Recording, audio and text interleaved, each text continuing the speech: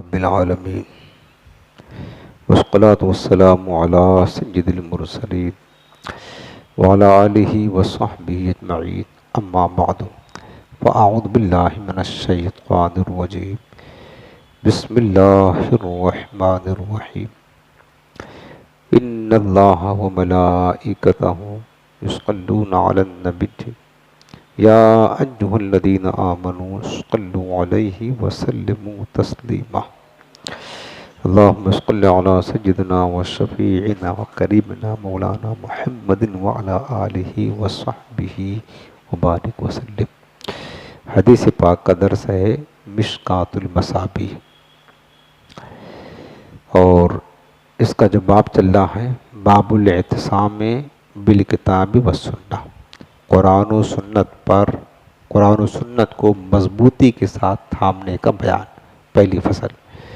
اور یہ حدیث پاک حضرت سیدنا ابو ہریرہ رضی اللہ تعالیٰ عنہ سے روایت ہے۔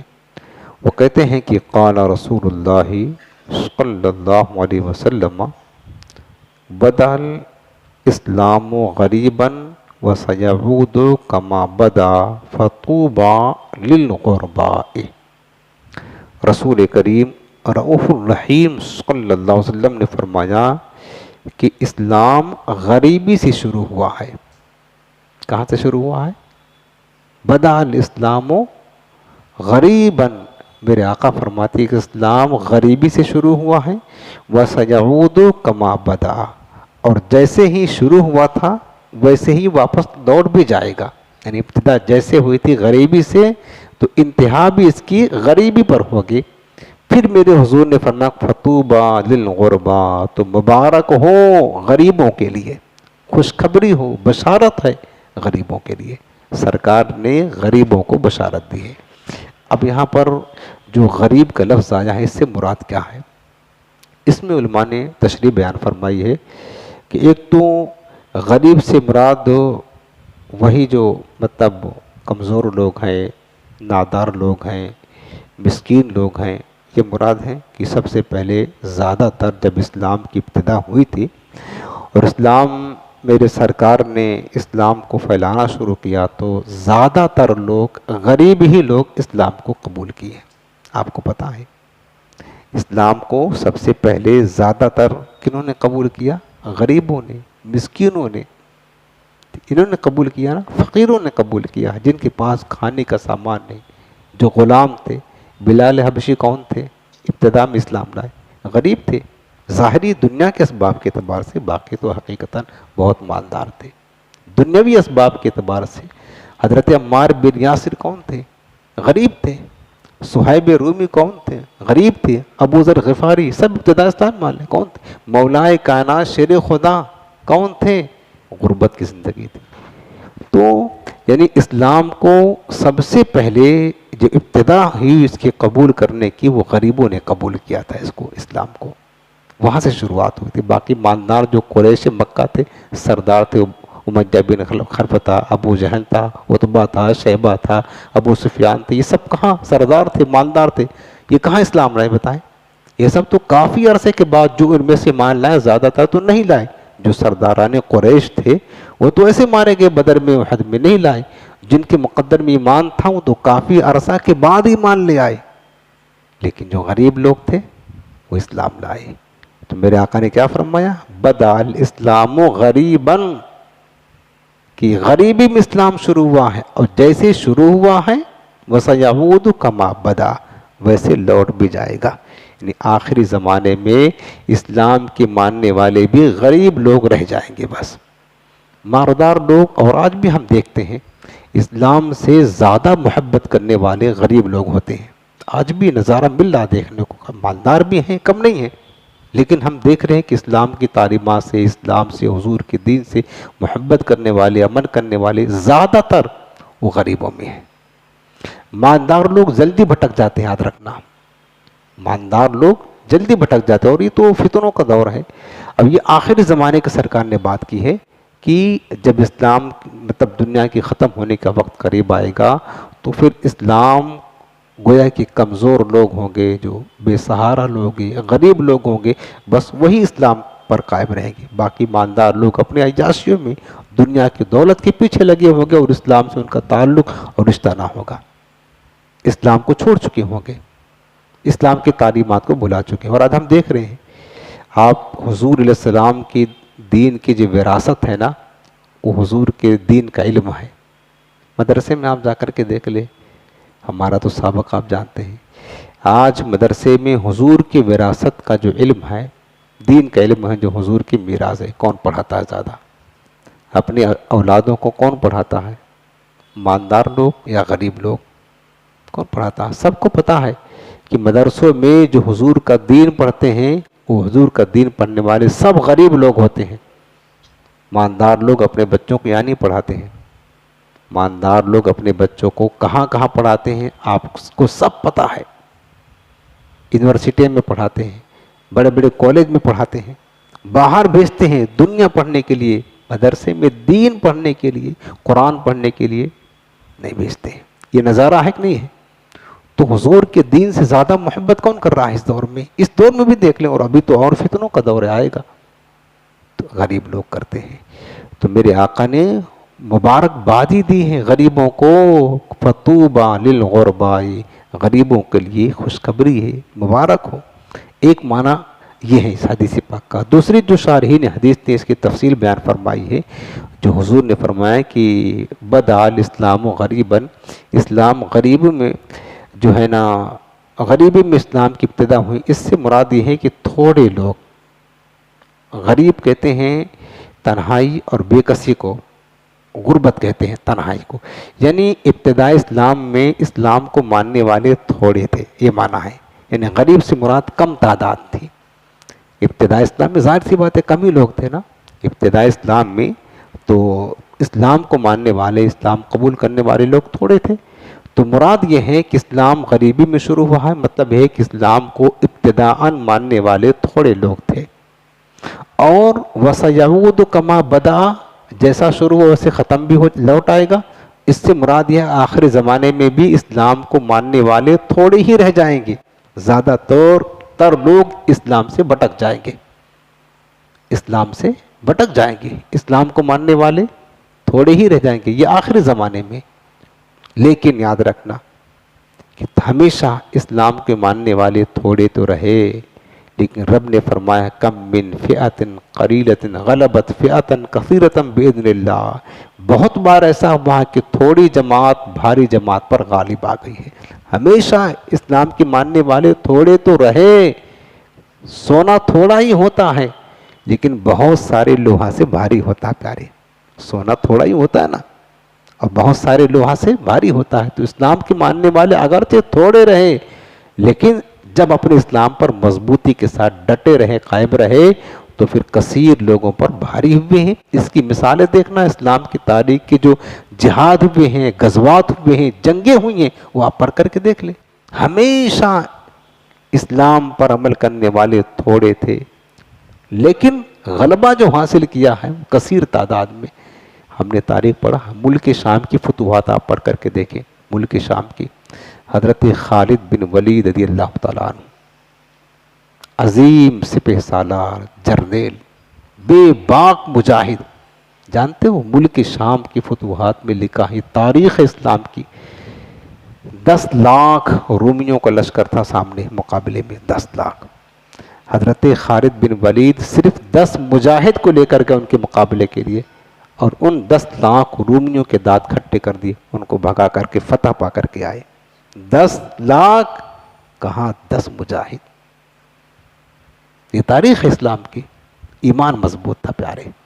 آج 57 ممالک ہیں مسلمانوں کے پاس، ایٹمی بم ہیں، طاقتیں ہیں، سب کچھ ہیں، لیکن ایک ملک ہمارا فلسطین کس بے قسم پرسی کے عالم میں چل رہا ہے، کتنا ظلم ہو رہا ہے، سب تماشا دیکھ رہے ہیں۔ 57 ملک کم ہوتے ہیں، ایٹمی طاقت ہے اور بم ہے ان کے پاس، سب کچھ ہتھیار ہیں، ساری فیسلٹی ان کے پاس ہے، 57 ملک، سب کچھ دنیا کے اسباب ہیں، کافروں سے لڑنے کا کے اسباب ہیں ان کے پاس، سب کچھ ہے۔ یہ ایمان جو دل کی کیفیت یہ نہیں ہے، یہ غیروں سے دوستیاں ملاتے ہیں، ان کا دل کافروں کے ساتھ، یہودیوں کے ساتھ لگا ہوا، ان سے محبت کرتے ہیں۔ یہ اپنے ملک میں اپنے شہروں میں کافروں کے کفار کا عبادت خانہ بنا کر اس کے سامنے ہاتھ جوڑ کر کھڑے ہوتے ہیں، یہ تو صرف نام کے مسلمان ہیں، نام کے مسلمان ہیں۔ تو اس طریقے سے رہیں گے، نام مسلمان نہیں رہیں گے۔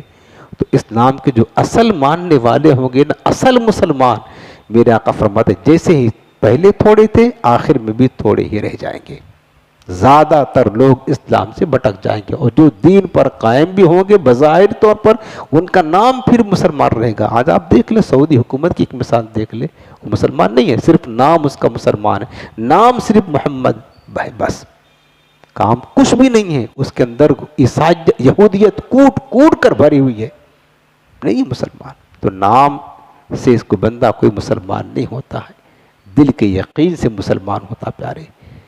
تو میرے حضور نے دوسرا معنی یہ ہے کہ اسلام کی ابتدا جو ہوئی وہ تھوڑے تعداد میں تھے، لیکن اب آخر میں بھی اس کی جو مطلب انتہا ہوگی وہ بھی تعداد تھوڑی ہوئی۔ بس اللہ ہم اسلام پر سچے دین پر قائم رکھے، اس کی دعا کرتے رہا کریں۔ اگلی حدیث پاک یہ بھی حضرت سیدنا ابو ہریرہ رضی اللہ عنہ سے روایت ہے، رسول پاک علیہ السلام نے فرمایا کہ ان الایمان لیعرض الی المدینۃ کما تعرض الحجۃ الی جحرها، متفق علیہ۔ اوپر جو آپ نے حدیث ابھی سنی رواہ مسلم، حضرت امام مسلم نے اپنے صحیح میں روایت کیا ہے، اور یہ جو حدیث پاک آپ سننے جا رہے ہیں یہ متفق علیہ یعنی بخاری اور مسلم دونوں کتابوں میں حدیث لکھی ہے۔ معنی یہ ہے کہ رسول کریم علیہ السلام ارشاد فرماتے ہیں کہ بے شک ایمان لیعرض ضرور سمٹ جائے گا الی المدینۃ مدینہ کی طرف، کما تعرض الحجۃ الی جحرها جیسے کہ سانپ اپنے بل کی طرف سمٹ جاتا ہے۔ مثال دی میرے آقا نے، جس طریقے سے سانپ اپنے بل میں گھس جاتا ہے اسی طریقے سے حضور فرماتے ایمان بھی مدینہ میں آ کر کے گھس جائے گا، داخل ہو جائے گا، سمٹ جائے گا۔ اور یہ در حقیقت شارحین حدیث نے فرمایا کہ آخری زمانے کی بات کی میرے آقا نے، آخری زمانے میں ایسا ہوگا کہ مسلمانوں کو دنیا میں کہیں امن نہ ملے گا، کہیں اپنے ان کے ایمان کے لیے ہر جگہ خطرہ ہوگا، امن نہ ملے گا، تو مسلمان اپنا ایمان بچانے کے لیے مدینہ کی طرف بھاگیں گے، مدینہ کی طرف بھاگیں گے۔ فرمایا کہ جس طریقے سے سانپ کو جب کوئی مارنا شروع کرتا ہے، اس کو کوئی اذیت دیتا ہے تو سانپ تیزی کے ساتھ اپنے بل میں گھس جاتا ہے، اسی طریقے سے جب مسلمان کو ان کا ایمان کا خطرہ ہو جائے گا تو مسلمان جو سچے مسلمان ہوں گے، آج کے دور کے یہودیوں کے ہاتھ پر بکنے والے نہیں، خالص مسلمان ہوں گے، ان کو اپنے ایمان کی حفاظت کی فکر ہوگی، اپنے ایمان کو بچانے کے لیے وہ مدینہ کی طرف بھاگیں گے تیزی کے ساتھ، کیونکہ مدینہ ہمیشہ ایمان کے لیے جائے پناہ ہے، ہمیشہ مصطفیٰ جب سے تشریف لائیں اس وقت سے لے کر آج تک اور قیامت تک وہ جائے پناہ ہیں، چونکہ دو جہاں کے پناہ گاہ وہاں تشریف رکھتے ہیں پیارے۔ مدینہ منورہ جائے پناہ ہے، وہ پناہ حاصل کرنے کی جگہ ہے، تو حضور فرماتے ہیں کہ اسی طریقے سے ایمان بھی مدینہ کی طرف سمٹ جائے گا۔ اور ایک مطلب یہ ہے، یہ واقعہ شارحین نے فرماتے ہیں کہ دجال کے قریب ہوگا، یعنی جب دجال نکلے گا تو دجال اپنے آپ کو خدائی کا دعویٰ کرے گا، بارش برسائے گا، سبزی اگائے گا، دنیا بھر کی خرافات کرے گا، لوگ اس کو اپنا خدا سمجھ بیٹھیں گے، ایمان کے لیے خطرہ ہوگا، ظاہری طور پر خدائی کا کام کرے گا، لوگ اس پر ایمان دے بیٹھیں گے۔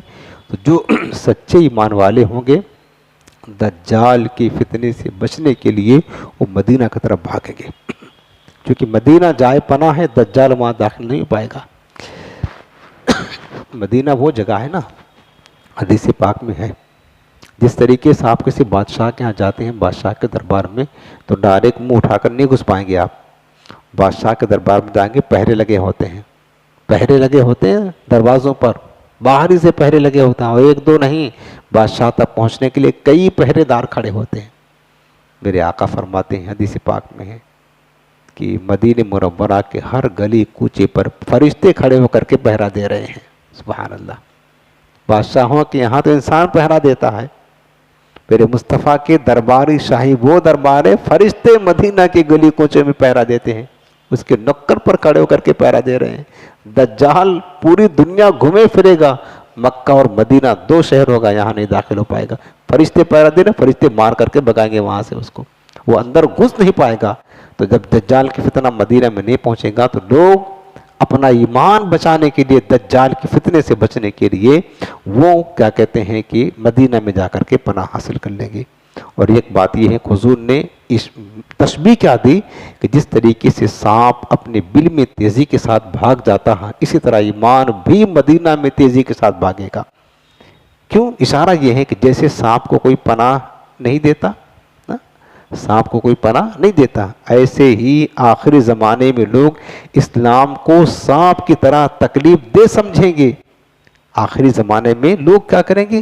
اسلام کو بھی سمجھیں گے کہ اسلام نقصان دہ مذہب ہے. اسلام کو لوگ دہشت گردی سے جوڑیں گے کہ اسلام ہے تو خطرہ. جیسے آج ہمارے یہاں ماحول یہی تو ہو رہا ہے. آج ہمارے ملک کے حالات یہی تو ہیں کہ اسلام کو دہشت گردی سے جوڑ کر کے وہ کہا جا رہا ہے کہ مسلمان ہیں تو تم محفوظ نہیں ہو. اپنے قوم کو بتایا جا رہا ہے، یعنی اسلام کو تکلیف دہ سمجھا جا رہا ہے کہ اسلام اگر ہے، مسلمان ہیں تو تم خطرہ میں ہو. آج ہی یہ ہو رہا ہے، حالانکہ آخری زمانے میں تو بہت زیادہ ہوگا. تو فرمایا کہ جس طریقے سے سانپ کو کوئی پناہ نہیں دیتا، کیونکہ سانپ کو لوگ تکلیف دہ موذی جانور سمجھتے ہیں کہ اگر سانپ ہے تو کبھی نہ کبھی اذیت دے گا، اسی طرح آخری زمانے میں اسلام کو لوگ تکلیف دہ سمجھیں گے، دہشت گردی کے ساتھ جوڑیں گے. اگر اسلام ہے تو لوگوں کو خطرہ ہے، کوئی پناہ نہیں دے گا. مسلمانوں کو اپنے ملک میں کوئی پناہ نہیں دے گا تو پھر مسلمان اپنے ایمان کی حفاظت کے لیے پھر وہ سب کے سب مدینہ طیبہ کی طرف ہجرت کر جائیں گے. تو اب یہ بھی ہے کہ جس طریقے سے سانپ اپنے بل میں گھس جاتا ہے تو وہاں سے اس کا نکلنا مشکل ہوتا ہے، اسی طریقے سے جب ایمان اور اسلام مدینہ میں واپس لوٹ جائے گا تو پھر دوبارہ اسلام کا پھیلنا، اسلام کی نشر و اشاعت کرنا یہ مشکل ہوگا، یہ ناممکن ہو جائے گا. پھر پہلے زمانے میں اسلام تو پھیلا مدینے سے، لیکن آخری زمانے میں جب سانپ گھس جاتا بل میں تو نکلتا نہیں ہے، تو اسلام بھی مدینہ میں گھس جائے گا. اب وہاں سے واپس پلٹ کر کے باہر نہیں نکلے گا، پھر قیامت کا منظر قائم ہوگا. تو یہ میرے حضور صلی اللہ علیہ وسلم نے فرمایا ہے. کاش ہم تو دعا ہی کرتے ہیں، کاش میرے کریم رب اللہم ارزقنی، حضرت عمر کی دعا، اللہم ارزقنی شہادتن فی سبیلک واجعل موتی فی بلد رسولک. زندگی کی آخری یہی تمنا، بس اصل جو آرزو ہے نا، ہماری خواہش ہے وہ ایک ہی ہے، کاش مدفن میرا محبوب کے قدموں میں بنا دے. بس یہ دعا ہے، مصطفیٰ کے قدموں میں مان و عافیت کی شہر مدینہ میں شہادت کی موت نصیب ہو جائے. ایک ہی آرزو ہے، اللہ پوری فرما دے، چونکہ جائے پناہ ایمان کا، اسلام کا وہیں ہے. اللہ پاک ہم سب کو عمل کرنے کی توفیق عطا فرمائے.